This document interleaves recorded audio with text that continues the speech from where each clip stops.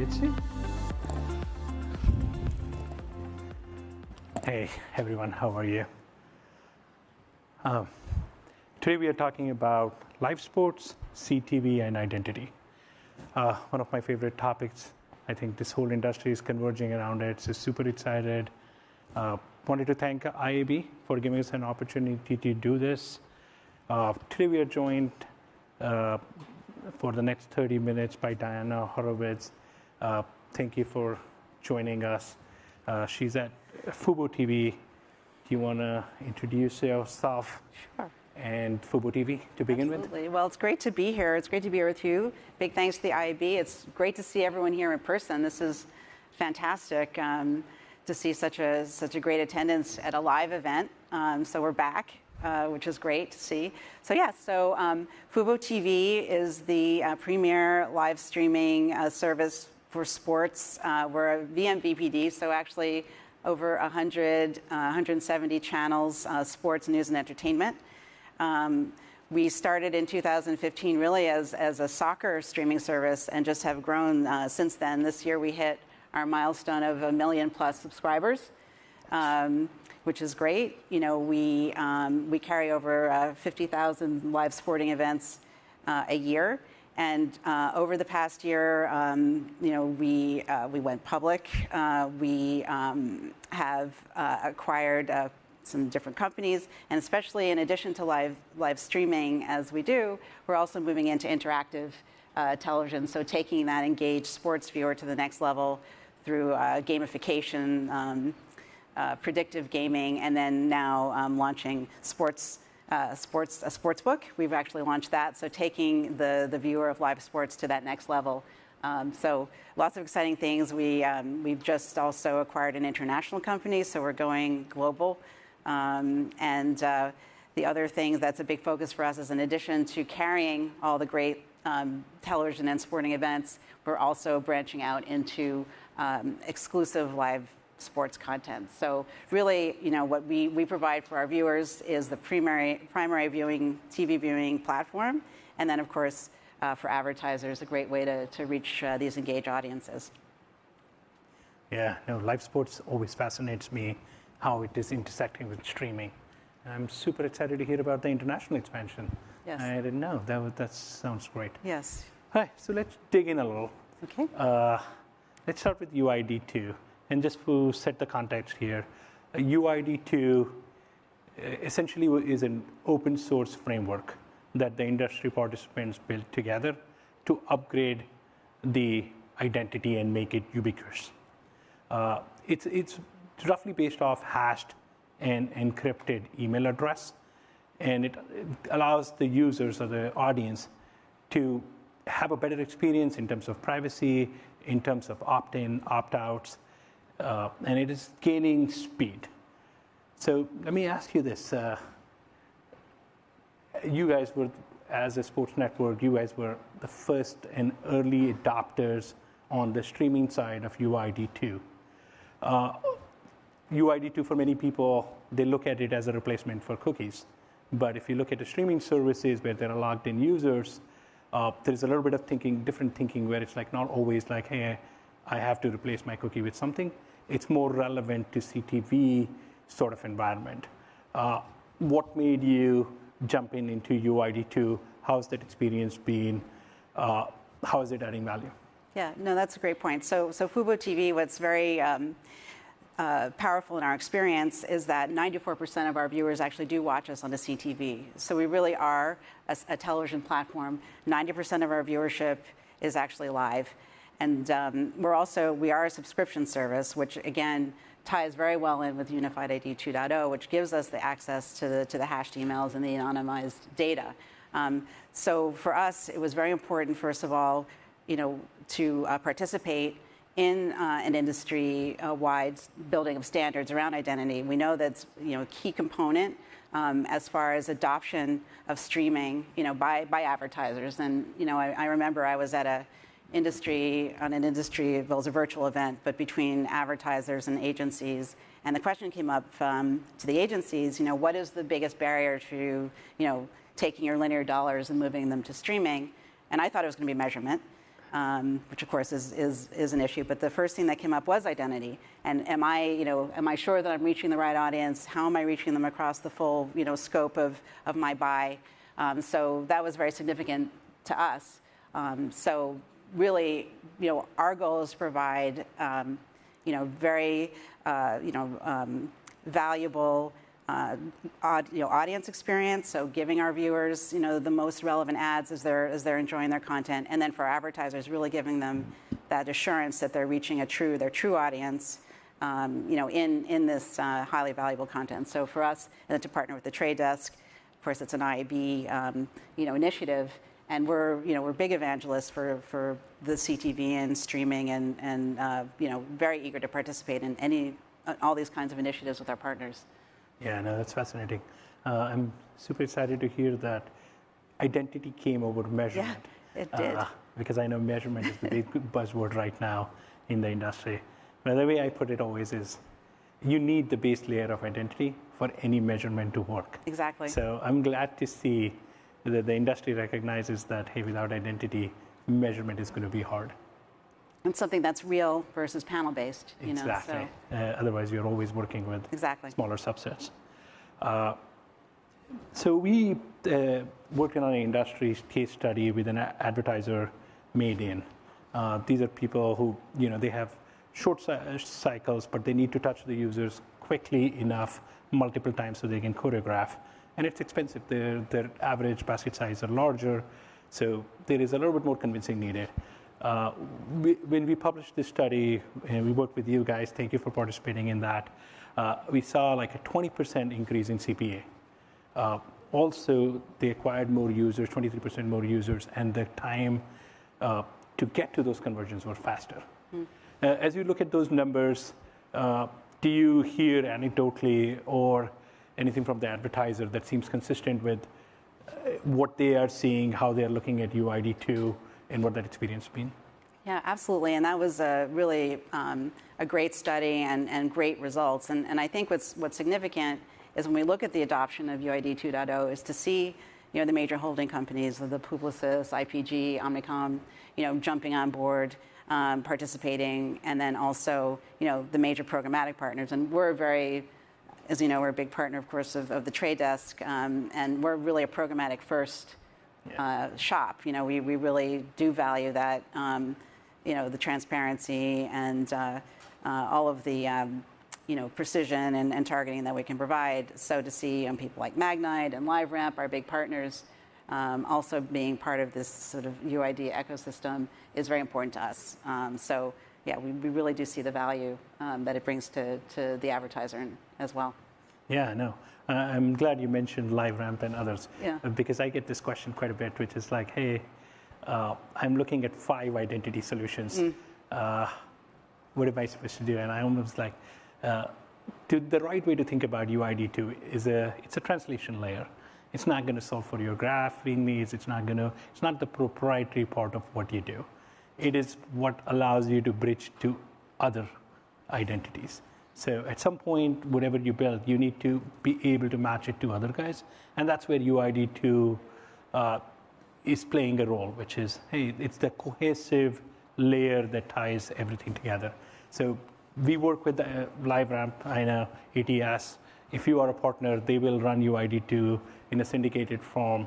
So the IAB and the whole industry is coming together, and it's a solution that works for everyone rather than that competes with other identity solutions. Yeah, no, I think that's a great point, because ourselves, we, at the end of last year, did a partnership with Dentsu for their M1 people-based identity platform. And so what's great about that platform as well is they can bring, their clients bring their own data to play, and it interacts with our first-party addressable data that we then are able to do those custom segments. So there's room for these identity initiatives to coexist and participate or interlink with each other. Absolutely, and I'm glad to see that example. Yeah.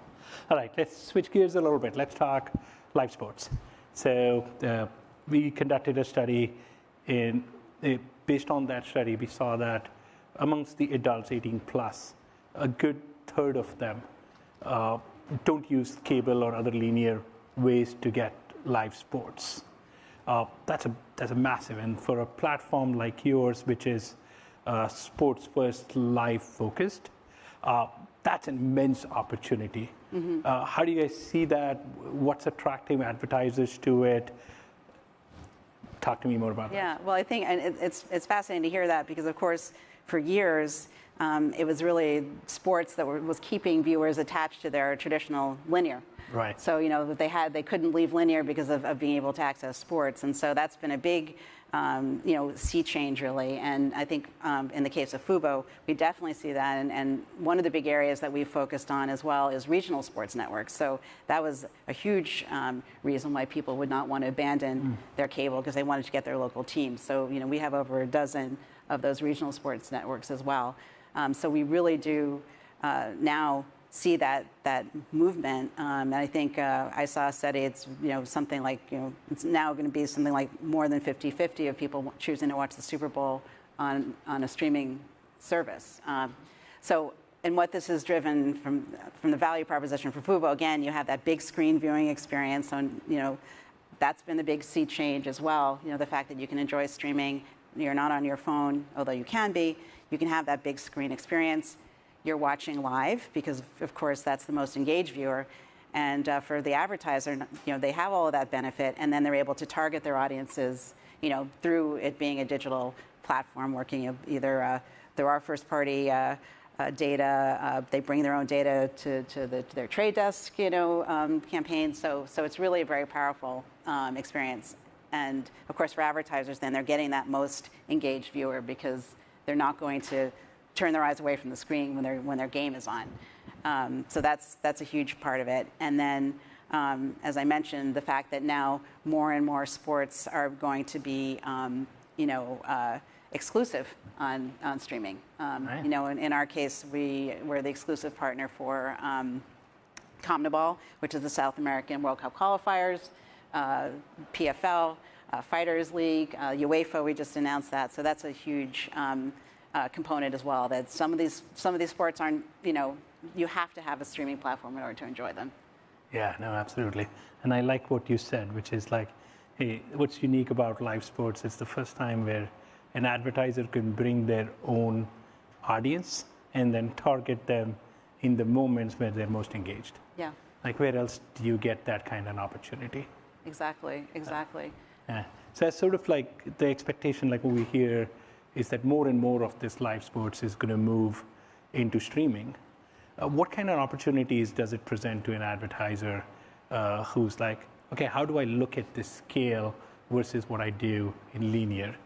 How do you advise them? How are you guiding them towards this? Yeah, I mean, I think there's multiple ways. There's targeting the sport. There's targeting the event, and that's again the beauty of programmatic platform is we can actually make sure that they're being served right within within a live sports auction, so that they're really able to get that benefit there. They can also something that we do if you're targeting, say, the Super Bowl on our platform, we also actually know we can follow the viewer, so we can retarget in that manner. And I think really the best strategy is sort of an always on, and we work with our partners on that side, put on an always on strategy and really hit all those major tentpoles where you're seeing the most targeted audience. And the other kinds of things we offer is.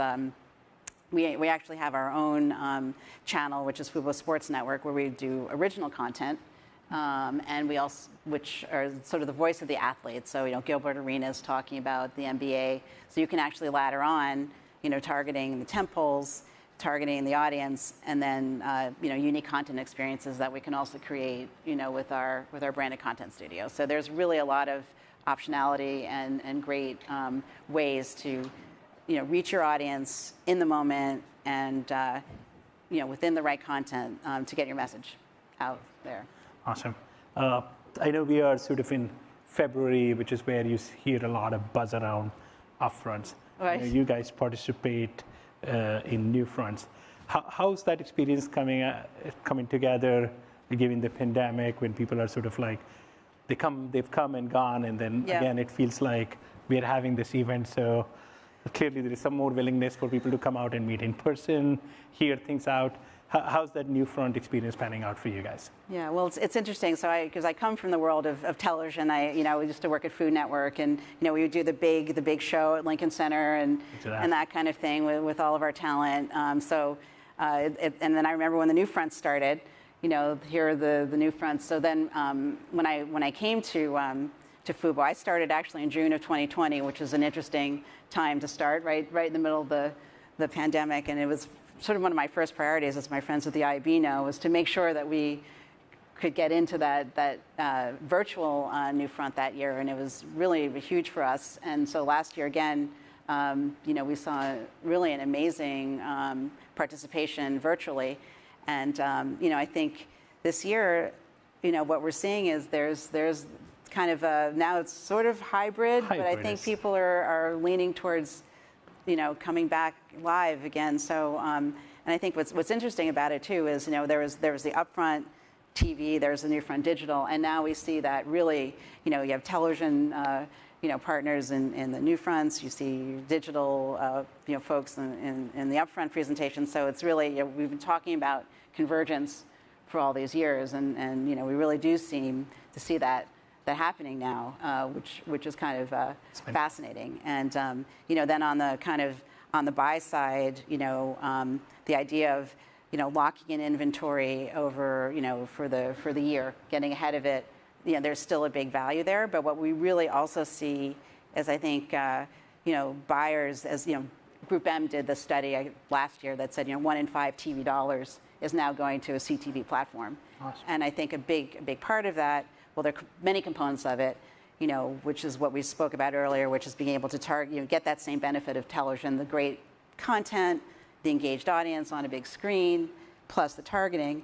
But I think also there's a lot of flexibility in a streaming service versus that old, linear, you're locked in and you take options. We're much more, I think there's much more fluidity. I think, brands and, their agency partners, they want to be able to react much more quickly to changes in the market. So, I think there's really a big evolution in that whole, construct. But I think everyone's excited to have some kind of live component this year for the NewFronts. As we kind of all come back together. Yeah. Absolutely. I think hybrid is the word that I keep hearing. Yeah. Which is like, we'll have part experience where people can come join in, and part of it might just be virtual. Absolutely. And that's how I feel like everybody feels about their life. It's become hybrid. Exactly. So I know we are running on the clock, so I'm going to probably time for last question. Okay. I know there are a bunch of publishers this is an IAB event in the audience. Mm-hmm. So for those publishers that are in the audience, any parting thoughts on, hey, how do you think about UID2 in terms of, like, what's the learning? What would you advise them to do as they're sort of evaluating this? Yeah.